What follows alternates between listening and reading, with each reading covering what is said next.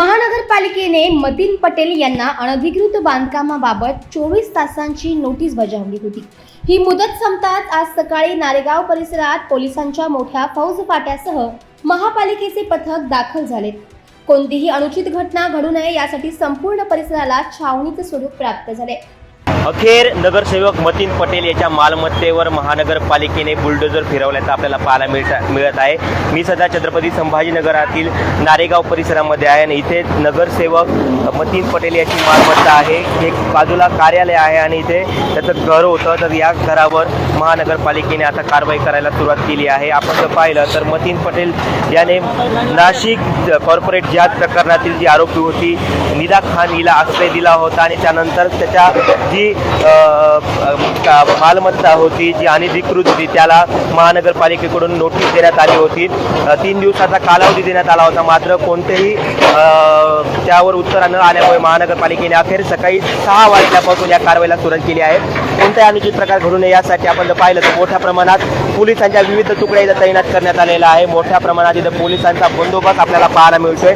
त्याचबरोबर महानगरपालिकेचे अतिक्रमण हटाव जे विभाग आहे त्यातील अधिकारी आणि कर्मचारी सुद्धा आपल्याला इथं पाहायला मिळतात। मोठमोठाले ज्या JCB आहेत त्याद्वारे या मालमत्तेचा आता काढायला सुरुवात केली आहे। आपण जर पाहिलं तर MIM या सगळ्याच्या पाठीमागे ठामपणे नगरसेवकाच्या पाठीमागे उभी होती।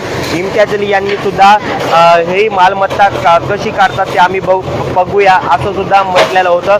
रात्री 1 वाजता इम्तियाज जलील आणि इतर नगरसेवकांनी इथे येऊन या संबंधित ठिय्या सुद्धा मांडला होता, मात्र सकाळी 6 वाजल्यापासून महानगरपालिकेने आता ही मालमत्ता काढायला सुरुवात केली आहे। आणि आपण जर पाहिलं तर उत्तर प्रदेशातील जो पॅटर्न आहे बुलडोजर पॅटर्न तो कुठेतरी महाराष्ट्र सरकार आता छत्रपती संभाजीनगरमध्ये राबवल्याचं आपल्याला पाहायला मिळतंय।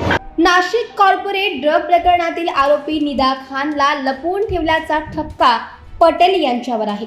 याच पार्श्वभूमीवर तपास यंत्रणांनी आपली चक्रे फिरवली आहे आणि आज अखेर मतीन पटेल यांच्या घरासह कार्यालयावरही महापालिकेने हातोडा चालवला आहे। नाशिक कॉर्पोरेट जात प्रकरणातील आरोपी निदा खानला ज्या नगरसेवकाने आश्रय दिला होता त्या मतीन पटेलच्या ऑफिसवर आता महानगरपालिकेने बुलडोजर चालवलेला आहे। आपण जर माझ्या पाठीमागे पाहिलं तर हे त्या मतीन पटेलचं ऑफिस आहे आणि त्याच ऑफिसवर आता महानगरपालिका बुलडोजर चालवून ते जमीनदोस्त करत आहे। आपण जर पाहिलं तर उत्तर प्रदेशचा जो पॅटर्न होता तोच पॅटर्न आता महाराष्ट्र सरकार छत्रपती संभाजीनगरमध्ये राबवल्याचं आपल्याला पाहायला मिळतंय।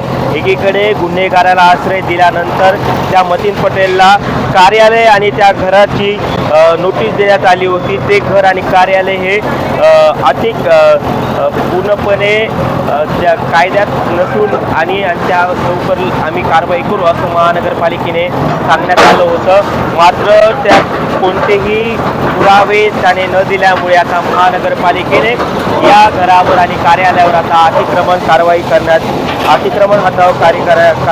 सुरुवात केली आहे। आपण जर पाहिलं तर हे कार्यालय पूर्णपणे आता जमीनदोस्त झालं आहे आणि महाराष्ट्र सरकारने तो उत्तर प्रदेशचा पॅटर्न आता महाराष्ट्रामध्ये सुरुवात केल्याचं आपल्याला पाहायला मिळते।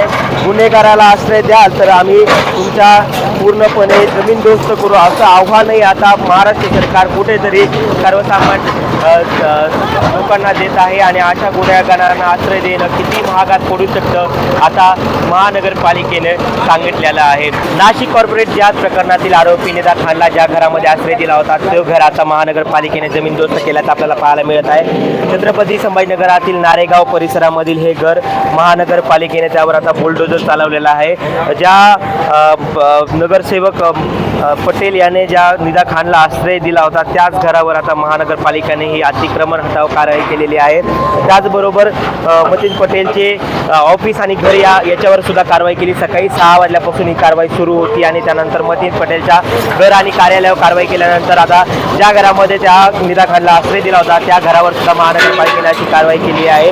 आपण जर पाहिलं तर कुठेतरी उत्तर प्रदेशमध्ये ज्या प्रकारे गुन्हेगारांच्या आश्रय दिला किंवा काही गुन्हा घडला तर त्यावर जो बुलडोजर पॅटर्न उत्तर प्रदेश सरकार राबवत असते त्याच प्रकारचा महाराष्ट्र शासनाने आता हा पॅटर्न राबवला का असंही आपल्याला म्हणावं लागेल. कारण की जो गुन्हा झाला होता किंवा निदा खानला ज्या मतीन पटेलने घरात आश्रय दिला होता त्यानंतर मतीन पटेलच्या घरासह त्या घरावर सुद्धा आता महाराष्ट्र शासन आणि महानगरपालिका छत्रपती संभाजीनगर तर्फे बुलडोजर चालवून असा त्या सर्वांना इशारा देण्यात आला आहे का की जर तुम्ही आरोपींना आश्रय दिला किंवा मग काही गुन्हा केला तर आम्ही तुमच्या ज्या मालमत्ता आहेत त्या जमीनदोस्त करू असाही इशारा आता कुठेतरी महानगरपालिकेने त्या सर्वांना दिला आहे का असाही प्रश्न आता थेट आपल्याला पडायला सुरुवात झाली आहे. आपण जर पाहिलं तर निदा खान या घरामध्ये 7 ते 8 दिवस वास्तव्याला होती आणि ती मुंबई नाशिकच्या प्रकारानंतर ज्या 45 ते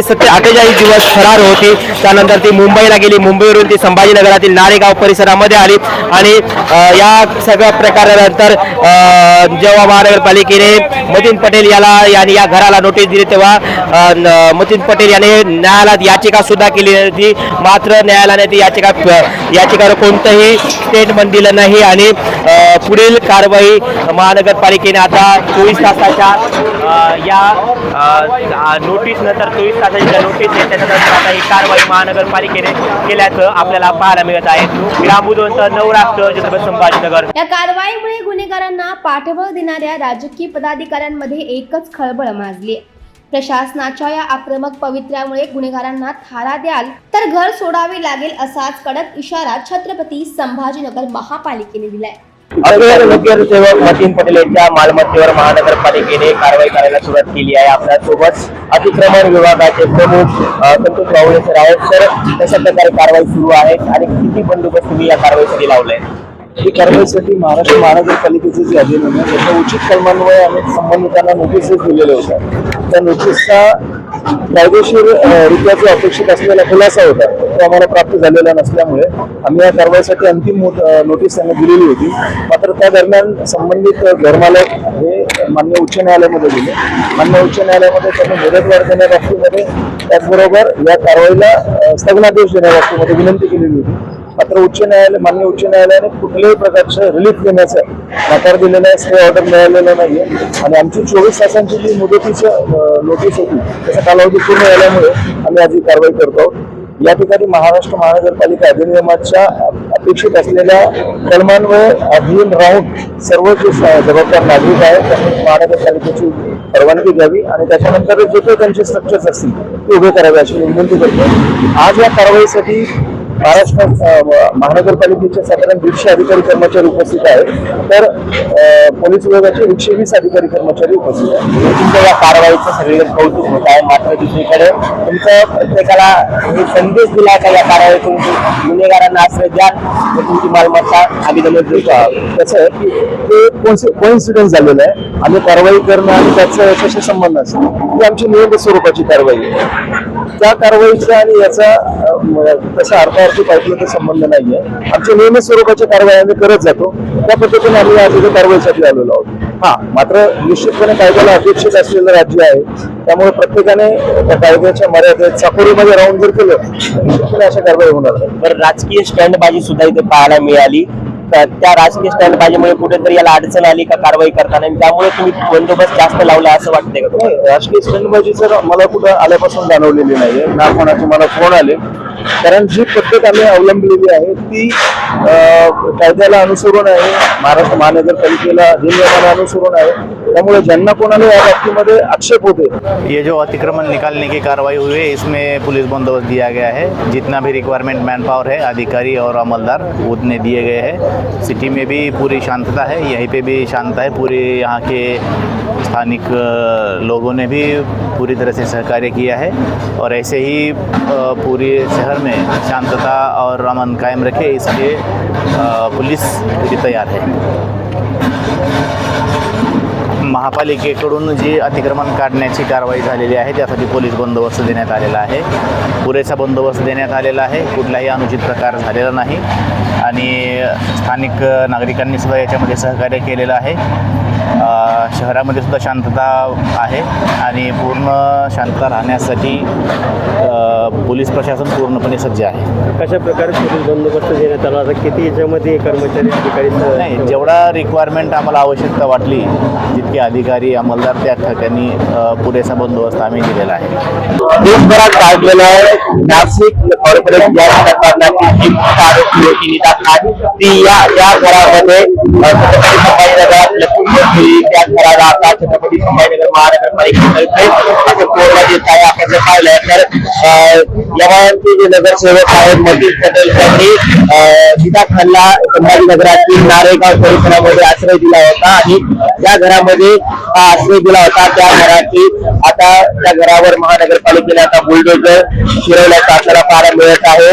आणि या कारवाईमधून जो उत्तर प्रदेशचा जो पॅटर्न आहे, तुम्ही गुन्हेगारांना जर आश्रय द्या तर तुमची जमीन आम्ही तुमची जी मालमत्ता आहे आम्ही जमीनदोस्त करू, असा सुद्धा इशारा आता कुठेतरी महानगरपालिकेने आणि महाराष्ट्र शासनाने गुन्हेगारांना दिलाय का असे आपल्याला पाहता येईल. दुसरीकडे आपण जे पाहिलं खान आहे संभाजीनगरमध्ये 7 दिवस राहिली होती आणि खरं म्हणजे जेव्हा ती फरार झाली होती किंवा काही दिवस मुंबईतल्या मावशीकडे होती, ती मुंब्रा येथील एका सीसीटीव्ही मध्ये सुद्धा दिसली होती. नंतर जेव्हा इम्तियाज यांनी एका बाईक मध्ये सांगण्यात आलं होतं की मी घरच्यांची भेट घेतली आणि तिच्या घरच्यांच्या पाठीशी आम्ही सर्व आहोत. त्यानंतर पोलिसांना एमआयएमच्या काही नेत्यांवर संशय आला, त्यातूनच मग पोलिसांनी एमआयएमचे जे नगरसेवक आहेत मतीन पटेल त्यांच्या कॉल डिटेल्स काढले आणि त्यातून असं आढळून आलं की नीता खान आहे तिची मावशी ही पटेल यांच्या संपर्कात होती आणि त्यानंतर जेव्हा पोलिसांनी या सगळ्याची माहिती घेतली आणि चौकशी केली त्या पोलिसांना नीता खान ही संभाजीनगरातील